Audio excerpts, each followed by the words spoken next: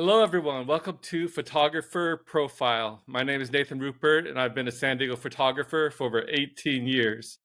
In that time, I've met some amazing photographers, and I started this channel to give them a worldwide platform to share their work and stories. My guest today is Connor. Hey, Connor, what's up?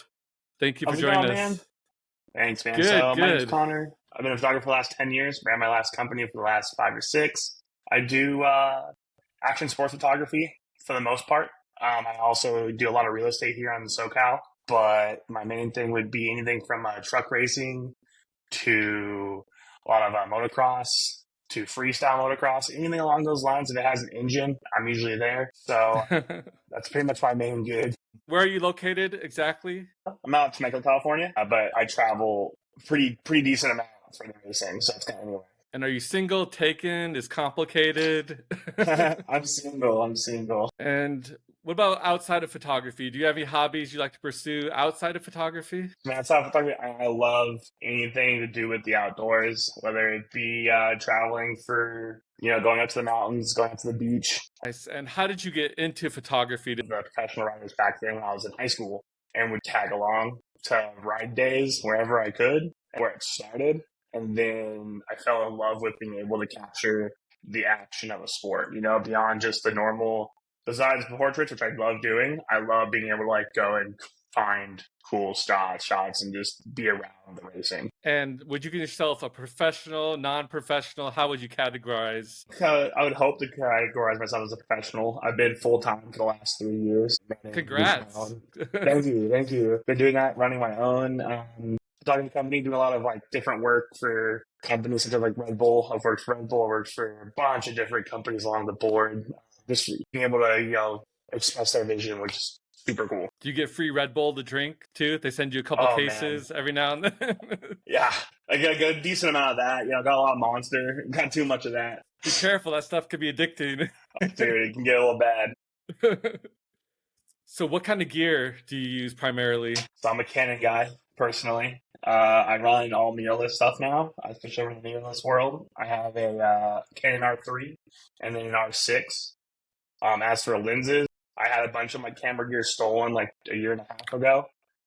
Oh no. So we're rebuilding some of the prime lenses back, but I have 300 2.8. That's my baby. I kind of slowly started moving over to the RF. So I RF 7200, 24 to 70, and then 50 and 85. Did you have insurance? This is kind of a reminder to people to get renter's insurance for your Please get it. Please get equipment. it. I did. I have renter insurance, but I didn't have it specifically for camera gear. And according to the way that it was told to me, because I got taken for a ride during the whole situation, was that because they didn't break a window on my car, they jimmied the car door open, and that there wasn't there wasn't enough damage that it didn't classify under loss or some weird thing.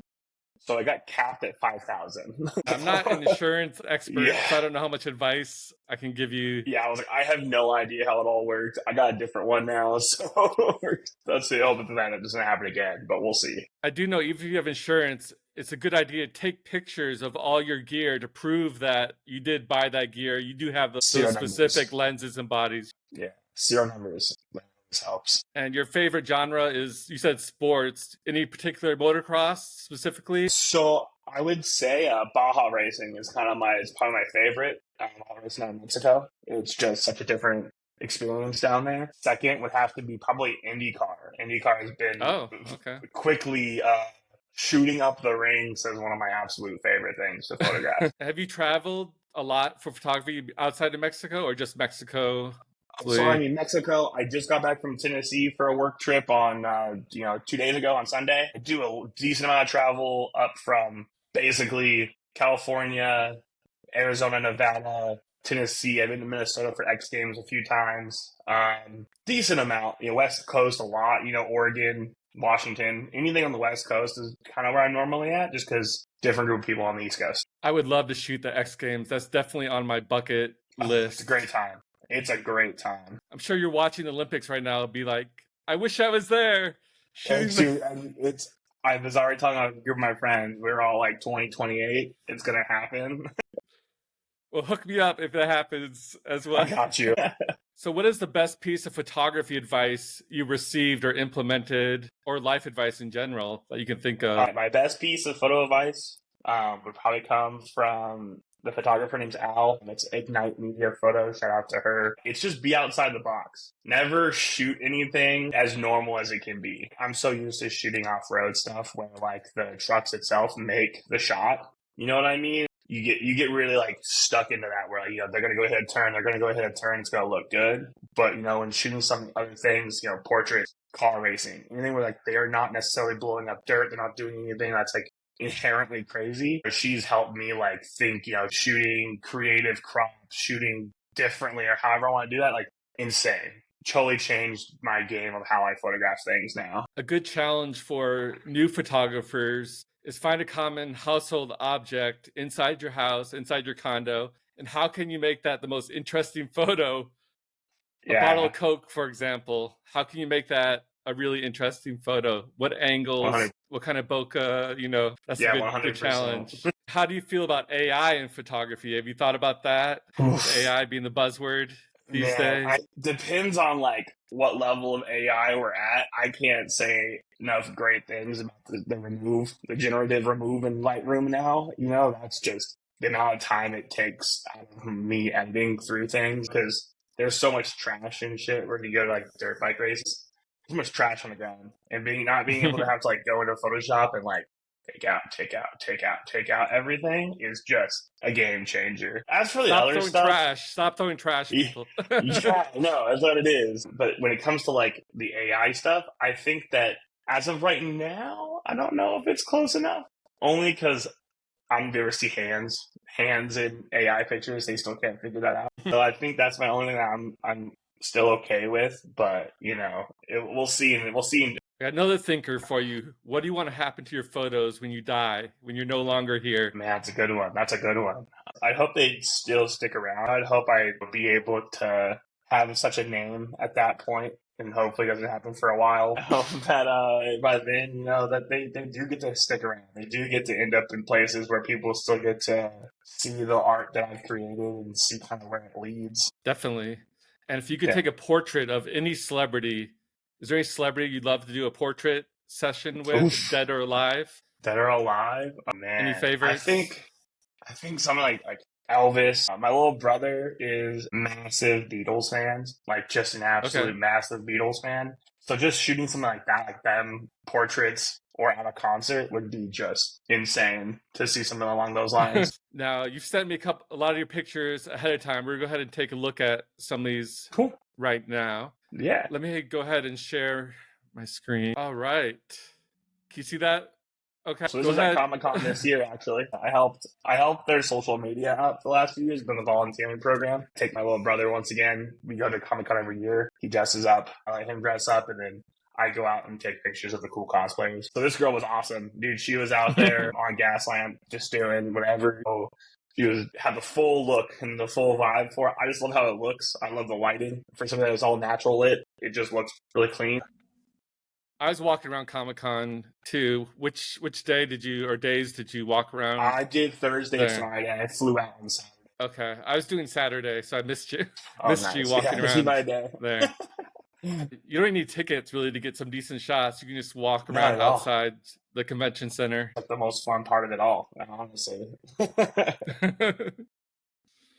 All right, let's take a look at the next one. Yeah. All right, tell us about this photo. Cool. So it's my friend Madison. We planned a whole shoot day down in downtown San Diego. I really liked like the little different style editing that I normally would do. Normally, I'm a pretty vibrant color type of photographer. This was just a cool I don't know the name of the train station, but it's the one right next to downtown, right next to the convention center. But man, I just really I like the aesthetic, the way it all looks. I just really something, I don't know what it is, but something really pulls me into this shot. I don't think jeans are providing much protection. No, I have to say they don't necessarily work.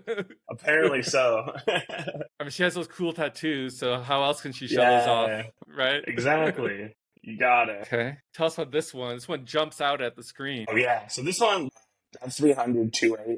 When you're at 2.8, it just just like, the bokeh is just always great. And this was shot on site of 3 days ago. This was one of the last races before I flew home, actually. I don't want to butcher their name. The guy's name's Christian Yannick. Absolutely insane amateur rider. Should be going pro here in a year or two. This is at Loretta Lynn's, which is in Tennessee. It's the largest amateur motocross race in the world. Pretty much, if you're into motocross and you want to like move up the ranks, this is where you go to make your titles. Okay. So it's pretty cool to some of the most miserable weather temperatures I've ever had to deal with in my life, but we'll make it work. Did you show this picture to the rider on Instagram or send it to them? Yeah, so the people I was working with, we provide a bunch of images to Kawasaki anyway, so I'm sure it already made over. He has to frame this, I hope. Okay. Another motocross shot here. This one's probably 4 years old, if not longer. This one is from Vegas. It's at the Sam Boyd Stadium, which is the old UNLV football stadium. Out there, I love the look back. It's sunset, so that's why I like the mountain behind it's like that really like orange. And it was just enough before it got dark where like it's hard to tell on the screen, but like, man, his eyes are completely lit up inside the helmet. The ramp is technically in front of him.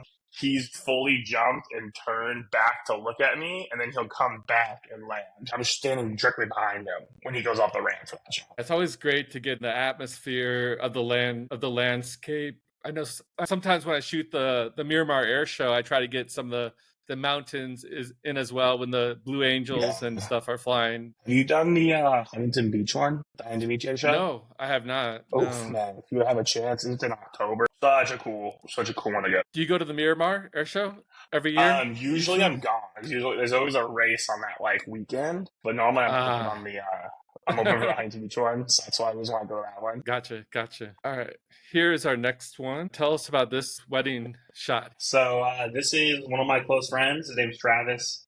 The whole wife's name is Hannah. They were out in Flagstaff, Arizona. And this was after we did the ceremony, we did all their stuff. They went off to do their live vow, so we stayed back. And I think this is with my 85. It was fall time. Love that orange color of the trees. I'm very much a foreground blurriness guy. That's usually how I shoot things. Most photographers would think, oh, this is a bad shot. All these leaves in the foreground. But that's what actually adds the atmosphere. It makes the photo the foreground blurriness. So I think it brings your eyes into that. And you shoot a lot of weddings? I don't shoot as many as I would like. I'm trying to do more now. I want to do off-road stuff, but I want to do more weddings, more real estate stuff just here in town instead of having to do my big races but not travel like every weekend. I love weddings. I know some people don't like it because of the stress, but man, I thrive on it. What is harder, shooting a motorsport race or dealing with a bridezilla at a wedding? Man. See, I haven't had a bridezilla yet. Knock on wood, I haven't had one yet, so I'd have to say probably. I think that there's more stress because you don't get, a lot of races, you see them again and again, right? So, these weddings, you don't get that opportunity a lot to get it again. You get one shot. Exactly. Talk us through this one. This is very artistic. This is a starting line. When they do the pro motocross races, there's 40 guys on the gate. Gate drops and 40 guys go straight across, This particular one's like Glen Helen. This goes back to like what the photographer Al told me was like, what can you do to make things look different? You can sit there and go and stand with the other 45 photographers to shoot the turn. I was like, all right, I'm going to go try over here. And I think the shutter speed's like 1/60th or so. And I chose a rider. This was just back in the day. This is one of my buddies. His name was Chris Harmon. I'm going to zoom in and focus and wait for it. And, it's these ones, especially one like this, there's skill, but there's a decent amount of luck involved. And what's that shutter speed that turns it from blurry to a little bit in focus, right? There's that boundary. Yeah, if I'm trying to be more artistic, I've had shots down to 1/10 of a second that I can get the guy in focus. If I want to make sure like I can get one with every single person, it's like 1/125th is my like prefer. If you're a starting photographer, that's why I tell everybody to start. Go and practice panning motion 1/125th. Then once you start getting comfortable with that bump it down one, bump it down to 100th, 80th, 60th, 50th, and keep going down and see how low you can get. Go to the gas lamp or go downtown where you live and try to shoot people on motorcycles or bikes. Yeah. Once the anything. light turns green, that's a good starting spot for panning. No, it's always fun All to right. practice these things for sure. All right, I think this was one you thought maybe you could improve at. Is that Yeah, correct? this was one that I had the vision in my brain and it did not turn out exactly how I wanted it. I want to be lower. I don't know what kind of little bushes that they are, but they're like really small on the ground. But Yeah. basically, I was holding the camera low and it had like 300 on there, so it's kind of heavy already. I'm trying to hold it low enough to get more of. I wanted more of the green stuff next to the car. I didn't want that giant gap between the car Oh, and okay, gotcha. that's kind of what I was thinking of. The shot that was in my head was basically the line of bushes directly onto the red. Talk to us about this last one Cool. here. You want me to critique this one? Yeah, do you want to critique it? So this one was actually the same race as the other start line photograph. The one with the pan. The same race. Once again, just try and do something different. So I was like, you critique this one and tell me what you think about it. I like how the rider looks like they're kind of almost being carried by the crowd. I like the top. I like the bokeh of all the people watching on the mountain there, or whatever that is. I would maybe try to crop out that half-cut rider on the left. Yeah. That's cut in half. Cut them out, and then maybe cut a little bit from the right, since it's not really adding too much value. So I think if you just crop both sides a little bit, perfect. Yeah, bring it in. But that's a cool shot. Thank you. Okay, I think that's all the pictures we have. Let me stop sharing. All right. Do you have a dream shot that you would like to achieve in your mind? So I have another guy. He's always in the helicopter filming. So I really want to get shot where he's following. I have one, but it's not as good as I would have liked it. But I want the shot of them basically blowing out a turn. Like the truck's blowing out a berm, and then the heli following the truck, directly behind it. It's kind of it's in my brain. I need to capture it. I've had a few opportunities, but they just haven't lined up as well as I would have hoped. Still chances, plenty of time. I know, but we'll make it there. And what would you consider your best accomplishment so far in photography? You have been published. Yeah, I think it's gotta be having a chance to work for Red Bull. Be under the Red Bull creative pool and all that type of stuff. I think that's one of my biggest having that experience was super cool. Just being able to say some of the names I've been able to help out certain people, shoot for a team that we're working with McLaren, or shoot for a team that we're working with the Andretti Racing team, something along those lines where it's you see you're no longer working for a small brand or whatever it is. This is corporate. This is a giant, massive company, which is always cool. Have you shot F1 in Miami? Was it Miami? So I have done Miami. Fingers crossed. I'm supposed to possibly do COTA this year for Formula 1. Good luck. Yeah, that'd be amazing. Texas. I'm hoping. So it's in the works. We haven't fully decided yet. From all the races, do you have any weird, wild stories? Any women going crazy or anything you've seen?